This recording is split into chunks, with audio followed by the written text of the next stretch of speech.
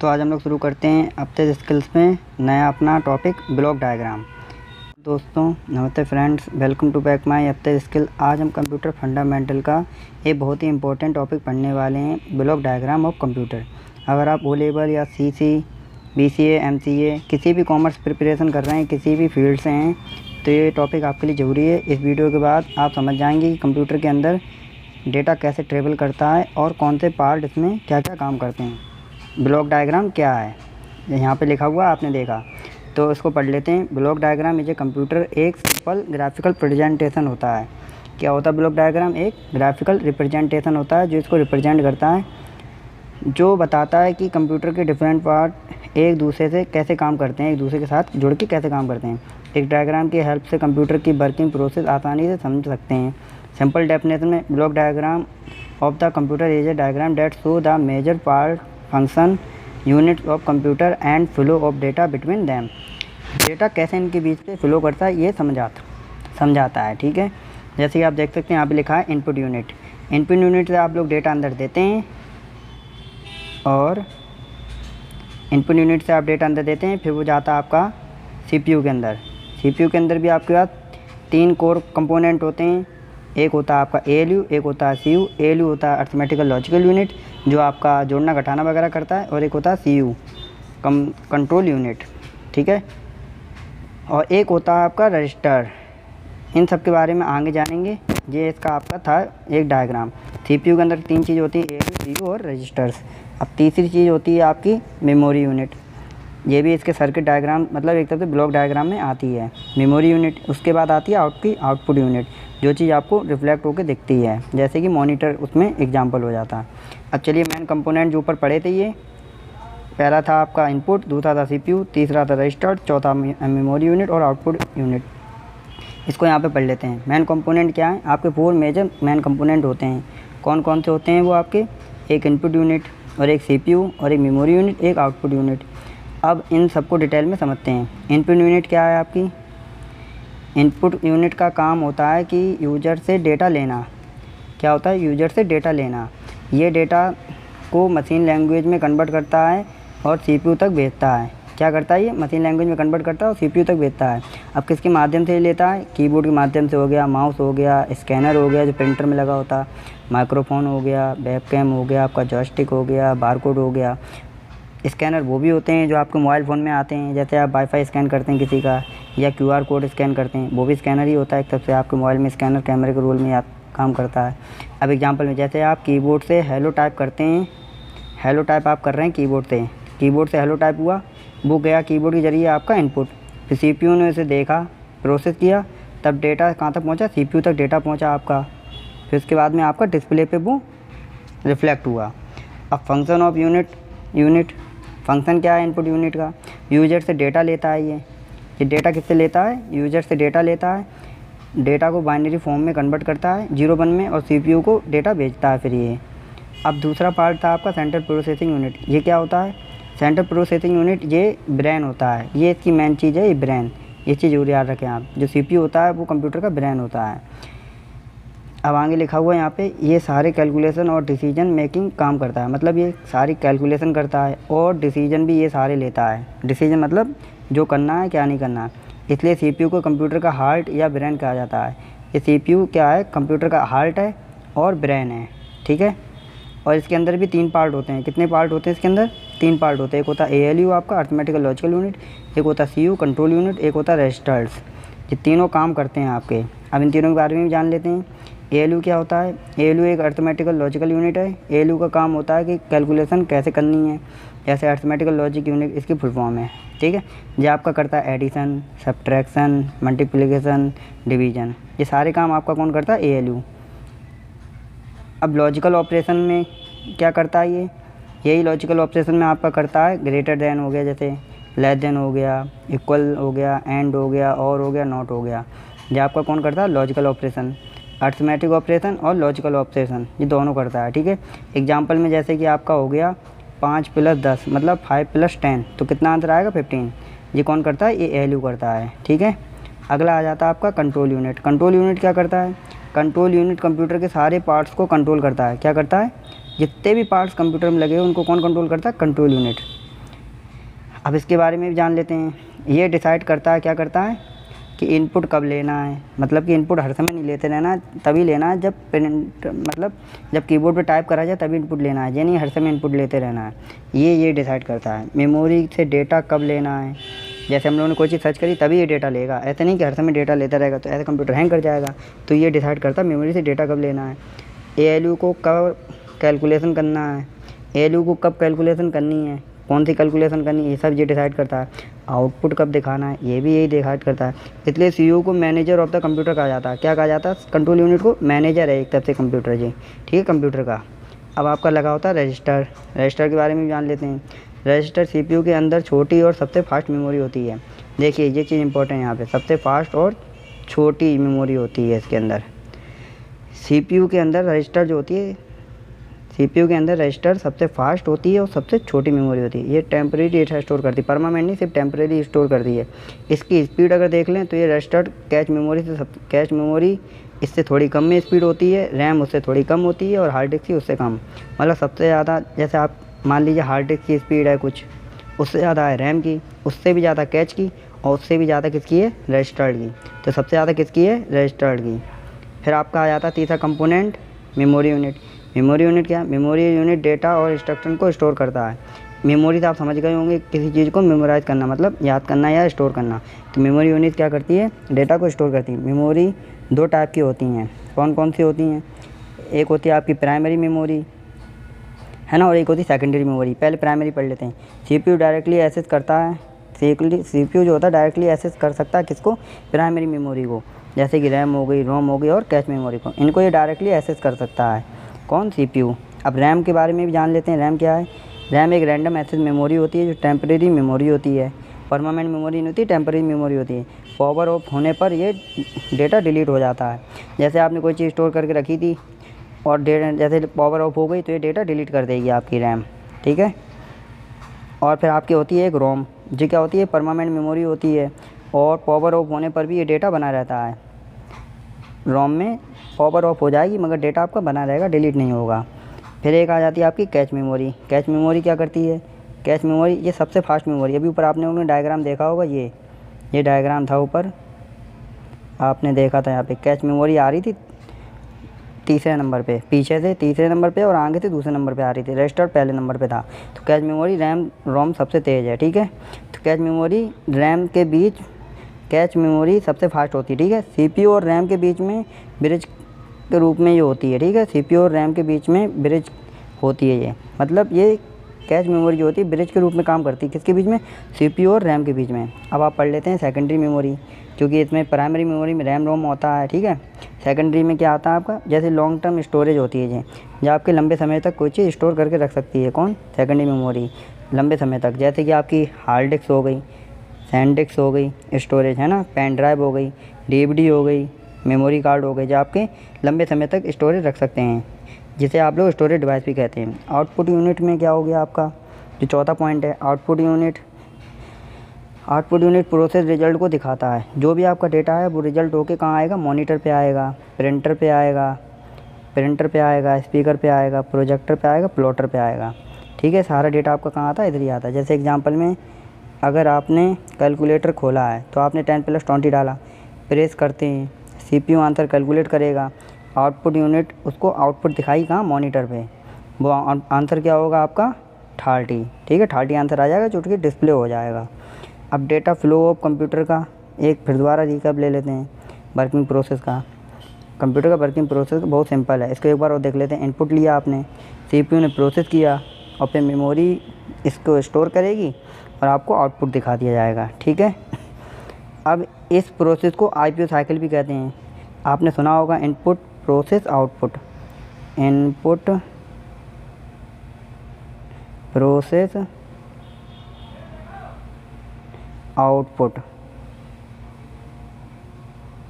Input process output, इसको ये भी कहते हैं IPO को, ठीक है। इनपुट प्रोसेस आउटपुट ये लिखा हुआ है, इसको ये भी कहा जाता है कि पहले आप यूजर से इनपुट लेंगे, फिर प्रोसेस करेंगे, फिर आउटपुट देंगे।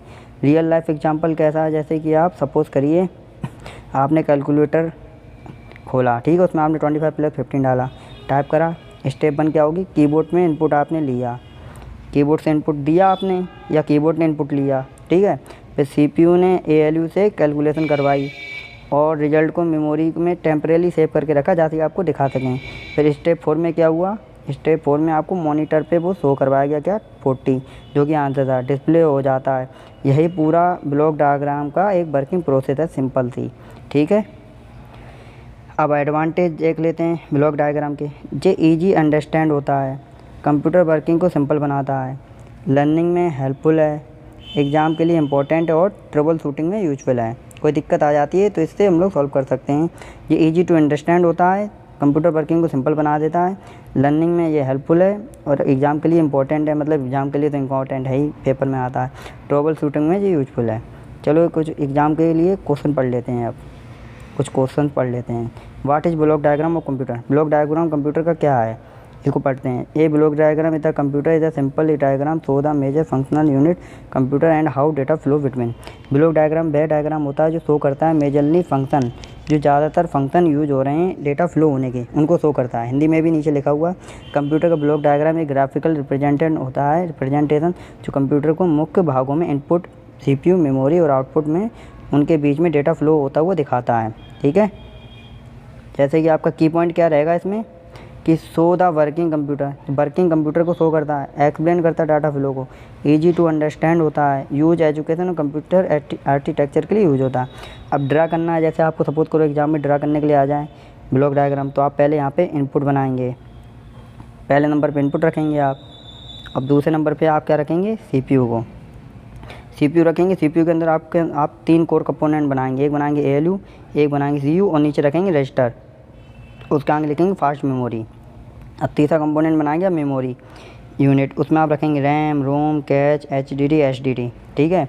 और अगर आखिरी कंपोनेंट आप लिखेंगे आउटपुट यूनिट, क्योंकि आउटपुट दिखाना ज़रूरी है। और ये अगर आप लाइन में बना रहे होंगे तो इनपुट, CPU, मेमोरी और आउटपुट एरो बना के आप इसको रिप्रेजेंट कर सकते हैं। तीसरा क्वेश्चन है आपका explain CPU, central processing unit क्या है। ये क्वेश्चन को समझाने की ज़रूरत नहीं मगर फिर भी समझा देते हैं। चलिए, सेंट्रल प्रोसेसिंग यूनिट ये ब्रेन ऑफ कंप्यूटर होता है, क्योंकि ये परफॉर्म करता है सारे कैलकुलेशन को, मतलब गणना को, लॉजिकल ऑपरेशन को। दिमाग से लगने वाले जो ऑपरेशन होते हैं वो लॉजिक का यूज करते हैं, उन्हें लॉजिकल ऑपरेशन कहते हैं। कंट्रोल ऑल एक्टिविटी, सारी एक्टिविटी को ये कंट्रोल करता है, ठीक है। वो जो CPU होता है, CPU के अंदर पहला कंपोनेंट है ALU, जो कि addition, subtraction, multiply, divide and or not सारी चीज़ें यूज करता है। अर्थमेटिकल लॉजिकल यूनिट इसकी ये है आपकी, वो क्या कहते हैं, फुल फॉर्म, ठीक है। कंपेरिजन भी करता है। एग्जाम्पल के लिए आपका 25 + 15 40 हो जाता है। ALU perform this calculation. अगला इसमें आपका इसी में CPU के अंदर दूसरा पॉइंट आ जाता है CU, कंट्रोल यूनिट क्या करता है। कंट्रोल यूनिट कंट्रोल करता है कंप्यूटर सारे ऑपरेशन, कोऑर्डिनेट बना के रखता है, मतलब तालमेल बना के रखता है इनपुट और आउटपुट डिवाइस में। सेंड करता है इंस्ट्रक्शन ALU को, कंट्रोल करता है मेमोरी को। When you click the mouse, जब आप क्लिक करते हैं माउस पे तो CPU डिसाइड करता है, कंट्रोल यूनिट डिसाइड करता है कि आप अब क्या होगा वहाँ पे, ठीक है। CPU के अंदर जो कंट्रोल यूनिट होता है वो डिसाइड करता है। अगला है आपका रजिस्टर। रजिस्टर वेरी स्मॉल और फास्टर मेमोरी होती है जो CPU के अंदर होती है। फंक्शन ये स्टोर डेटा करती है, टेम्पररी स्टोर इंस्ट्रक्शन करती है और इंक्रीज प्रोसेसिंग स्पीड को इंक्रीज़ कर देती है। ये फंक्शन क्या है इसके, ये प्रोसेस डेटा करती है, परफॉर्म करती है कैलकुलेशन को और कंट्रोल करती है ऑल कंप्यूटर ऑपरेशन को। CPU का फंक्शन है ये, ठीक है। क्या है, प्रोसेस करना डेटा को, परफॉर्म करना कैलकुलेशन को और कंट्रोल करना सारे ऑपरेशंस को और एग्जीक्यूट करना है इंस्ट्रक्शन को। डिफरेंस बिटवीन ALU और CU में डिफरेंस क्या है, अंतर क्या है। ALU जो होती है उसकी फुल फॉर्म है अर्थमेटिकल लॉजिकल यूनिट, CU की है कंट्रोल यूनिट। और दूसरा ALU जो है परफॉर्म करता है सारी कैलकुलेशन, मगर कंट्रोल यूनिट कंट्रोल करती है सारी ऑपरेशन को। ALU एग्जीक्यूट करता है अर्थमेटिक को, मगर जो CU है वो इंस्ट्रक्शन देती है, मतलब ऑर्डर देती है, आदेश देती है काम करने के लिए। और ALU जो वो लॉजिकल ऑपरेशन को एग्जीक्यूट करता है, मगर जो CU है वो कोऑर्डिनेट, मतलब तालमेल बना के रखती है सभी यूनिट में, आउटपुट और इनपुट यूनिट में। ALU जो है वो वर्क ऑन डेटा, वो डेटा पे वर्क करता है, मगर जो CU है कंट्रोल यूनिट वो वर्क ऑन इंस्ट्रक्शन, जो डेटा पे काम करता है कि डेटा क्या है, मतलब जोड़ना घटाना वगैरह, जो इंस्ट्रक्शन पे काम करती है, मतलब आदेश देती है, ऑर्डर वगैरह। जैसे 20 + 30 आपका ALU हो जाएगा, इसका आंसर आएगा 50।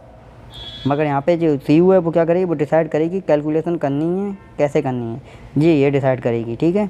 ईजी ट्रिक, ALU जो है वो आपका क्या करता है, थिंक और कैलकुलेट करता है, मगर जो कंट्रोल यूनिट है वो कंट्रोल और मैनेज करता है, उसके नाम में ही कंट्रोल यूनिट है। एक्सप्लेन द इनपुट डिवाइस या इनपुट यूनिट क्या है, input unit is a part of computer that accept the data. देखो इनपुट यूनिट ये पार्ट है, ऐसा हिस्सा है जो कंप्यूटर का स्वीकार करता है डेटा को और इंस्ट्रक्शन को। स्वीकार करता है किसको? डेटा को और आदेशों को पालन करता है, यूजर से लेता है और कन्वर्ट करता है किसमें? मशीन कोड में। जैसे 0101 में machine readable form the sending the CPU, machine code में बदल के CPU पास भेज देता है जैसे CPU उसको पढ़ सकें। ये डेटा को एक्सेप्ट करता है, कन्वर्ट करता है इनटू बाइनरी में और सेंड करता है CPU के पास बाइनरी में कन्वर्ट करके। एग्जांपल में जैसे आपके आ जाते हैं इनपुट डिवाइस में keyboard, mouse, scanner, webcam, microphone, joystick और बारकोड रीडर। जैसे थिंक आप सोचिए जैसे कि आपने यहाँ पे इनपुट दिया, यहाँ पे आपने टाइप किया यूजिंग कीबोर्ड का करके आपने टाइप किया है ना, फिर इनपुट गया अंदर वो CPU ने उसको प्रोसेस किया। अब एक्सप्लेन आउटपुट डिवाइस को एक्सप्लेन करना है। आउटपुट डिवाइस जो होती है वो डिस्प्ले करती हैं सारी चीज़ों को जो भी हम रीडेबल फॉर्म में, किसके? हम लोग के रीडेबल फॉर्म में वो डिस्प्ले करती हैं, ह्यूमन रीडेबल फॉर्म में। कंप्यूटर रीडेबल फॉर्म में इनपुट डिवाइस करती है जो कंप्यूटर पढ़ सके, मगर हम लोग को जो दिखाती है वो आउटपुट डिवाइस होती है, वो हम लोग के फॉर्म में करती है। ठीक है, तभी यहाँ पर लिखा ह्यूमन रीडेबल, वहाँ पर कंप्यूटर रीडेबल था। तो इसमें क्या है, ये आउटपुट डिवाइस हम लोग को शो करती है चीज़ों को, जो चीज़ हम लोग पढ़ सकें या सुन सकें। जैसे रिसीव करती है प्रोसेस डेटा को, जो भी डेटा प्रोसेस हुआ उसको रिसीव करती है। ये बाइनरी से रीडेबल फॉर्म में बदलती है, मतलब जो हमारे लायक बनाती बाइनरी से, क्योंकि हम लोग 01 तो समझ नहीं सकते, डिस्प्ले करेगी रिजल्ट को। अब इसके एग्जांपल देख लेते हैं। इसका एग्जांपल है पहला monitor, printer, speaker, plotter, projector. ये सारे इसके एग्जांपल्स हो जाते हैं। जैसे कैलकुलेशन करी आपने कितनी 100 + 50, मगर वो मॉनिटर पे ही डिस्प्ले होगी। चाहिए नहीं आपको अपने आप से मतलब महसूस कर लें आप, जब तक आप देखेंगे तब तक आपको पता नहीं चलेगा कितना आंसर आया है, वो आपको आउटपुट डिवाइस ही पता चलेगा। क्वेश्चन नंबर 7 है टाइप्स ऑफ मेमोरी। मेमोरी क्या है? तो मेमोरी 2 प्रकार की होती है, एक प्राइमरी होती है और एक सेकेंडरी होती है। चलिए पहले प्राइमरी पढ़ते हैं। प्राइमरी मेमोरी क्या होती है? ये मेन मेमोरी होती है, ये डायरेक्टली CPU इसको एक्सेस कर सकता है, मतलब CPU इसको डायरेक्टली यूज कर सकता है। जब आपके क्वेश्चन आंसर चल रहे हैं आप चाहे तो आप इसको स्किप कर सकते हैं, पढ़ सकते हैं। रैंडम एक्सेस मेमोरी इसमें आ जाती है, जो आपकी कैसी मेमोरी है, जो कि आपकी टेम्परेरी मेमोरी है, वोलेटाइल मेमोरी है और फास्ट तो है मगर ये वोलेटाइल है, मतलब परमानेंट नहीं है, और ये टेम्परेरी मेमोरी है, ये रनिंग एप्लीकेशन के दौरान काम करती है। अब रोम मेमोरी जो है आपकी, वो रीड ओनली मेमोरी होती है, वो आपकी परमानेंट मेमोरी है और नॉन वोलेटाइल, इसको आप बदल नहीं सकते और ये परमानेंट है। BIOS पे काम करती है, बेसिक इनपुट आउटपुट सिस्टम पे काम करती है ये। कैच मेमोरी जो आपकी फास्टर मेमोरी है, बिटवीन CPU और रैम के बीच में काम करती है। इनका पर्पस क्या है? इंक्रीज स्पीड करना, और ये ब्रिज बनाती है CPU और रैम के बीच में, और ये स्पीड को बढ़ा देती है। सेकेंडरी मेमोरी में आपका क्या आ जाता है एग्जांपल में? परमानेंट स्टोरेज, ये आपकी परमानेंट स्टोरेज होती जाती है, hard disk drive, SSD, DVD, pen drive, memory card. Memory hierarchy में आ जाता है आपका registers, cache memory, RAM, SSD। ये फास्ट से स्लोवेस्ट होते जाते हैं। जैसे रजिस्टर आपका सबसे तेज चलेगा, उससे धीरे चलेगा कैच मेमोरी, उससे धीरे रैम, उससे धीरे SSD, जो आपकी हायरार्की हो जाती है। Explain the IPO। IPO क्या है? IPO का मतलब होता है इनपुट प्रोसेस आउटपुट। जैसे कि आप देख सकते हैं यहाँ पे इनपुट, पहले इनपुट लेगा कीबोर्ड से, प्रोसेस करेगा CPU और आउटपुट देगा आपको मॉनिटर पे। यही बेसिक वर्किंग साइकिल है जो कंप्यूटर इस पर ही काम करता है। चाहे कोई भी कंप्यूटर आप दुनिया को उठा के देख लें, वो इसी पे काम करेगा। पहले इनपुट लेगा, फिर प्रोसेस करेगा, फिर आउटपुट दिखाएगा, और प्रोसेस करके मेमोरी यूनिट में रखना नहीं रखना वो भी आपकी ही कमांड होगी, चॉइस की। इनपुट लेगा, यूजर से इनपुट लेगा, डेटा को एंटर करवाएगा, यूजर से इनपुट लेगा, फिर उसको प्रोसेस करेगा, प्रोसेस करने के बाद फिर आपको आउटपुट दिखाएगा। आउटपुट दिखा दिया। रियल लाइफ एग्जांपल में भी आप देख सकते हैं, जैसे आपने 50 × 8 किया, उसने वर्क किया, कीबोर्ड से आपने डाला, CPU ने वर्क किया और फिर मॉनिटर ने उसको शो कर दिया। ALU के ज़रिए CPU ने भी ALU की मदद से सॉल्व किया, मेमोरी में स्टोर किया, परमानेंट या टेम्परेरी जैसा रखना चाहे, और फिर मॉनिटर ने शो कर दिया 400। अगला आपका 1 मिनट में रिवीजन कर लेते हैं इन क्वेश्चन को। व्हाट इज ब्लॉक डायग्राम क्या है? जो कि शो करता है मेन पार्ट के कंप्यूटर को, जो डाटा फ्लो का शो करते हैं। मतलब ब्लॉक डायग्राम क्या है? शो करता है जो कंप्यूटर का फ्लो ऑफ डेटा दिखाता है, मतलब डेटा कहाँ से कहाँ जा रहा है। मेन कंपोनेंट क्या है कंप्यूटर के? इनपुट, मेमोरी यूनिट, CPU और आउटपुट यूनिट। CPU के कितने पार्ट होते हैं? 3 होते हैं, ALU, CU और रजिस्टर्स। ALU का क्या काम है? अर्थमेटिक और लॉजिकल ऑपरेशन करना। CU का क्या काम है? कंट्रोल और कंप्यूटर ऑपरेशन को करना सारे। अब मेमोरी टाइप्स ऑफ मेमोरी कितने प्रकार की होती है? प्राइमरी मेमोरी जो कि आ जाती है रैम, रोम, कैच, और दूसरी हो जाती है ये आपकी होती है वोलेटाइल। रैम होती है वोलेटाइल और रोम होती है नॉन वोलेटाइल, ठीक है, ये चीज़ याद रखना।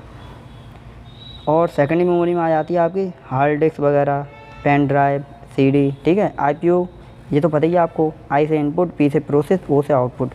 ब्रेन ऑफ कंप्यूटर क्या है? सीपीयू। ये आपका हो गया। अब जो वन लाइन रिवीजन और कर लेते हैं एक बार छोटा सा, इसको थोड़ा जूम कर लेते हैं। हाँ, इनपुट डिवाइस डेटा लेता है। डेटा कहाँ से लिया जाता है? इनपुट डिवाइस से, ठीक है। डेटा को प्रोसेस कौन करता है? सीपीयू। कैलकुलेशन करता है कौन? एएलयू। कंट्रोल करता है कौन? सीयू। टेम्पररी फास्ट स्टोरेज कौन सी है? रजिस्टर। और डाटा को स्टोर करता है कौन? Memory unit. और रिजल्ट को कौन शो करता है? आउटपुट डिवाइस, ठीक है। रिजल्ट को शो करता है। कंक्लूजन क्या निकलता है इसका? जूम करके देखते हैं थोड़ा। कंक्लूजन निकलता है। तो दोस्तों आज ब्लॉक डायग्राम ऑफ कंप्यूटर को बिल्कुल बेसिक से एडवांस तक समझा। अब आपको पता चल गया होगा कि जब भी कंप्यूटर में कोई डेटा एंटर करता है तो इनपुट यूनिट सीपीयू तक भेजती है और सीपीयू उस डेटा को प्रोसेस करता है, मेमोरी यूनिट उसे स्टोर करती है और आउटपुट यूनिट फाइनल रिजल्ट दिखाता है। अगर वीडियो पसंद आई हो तो लाइक, शेयर, सब्सक्राइब, अपने स्किल्स टू सब्सक्राइब करना ना भूलें। अगली क्लास में कंप्यूटर की अगला टॉपिक को सीखेंगे। Thanks for watching. धन्यवाद।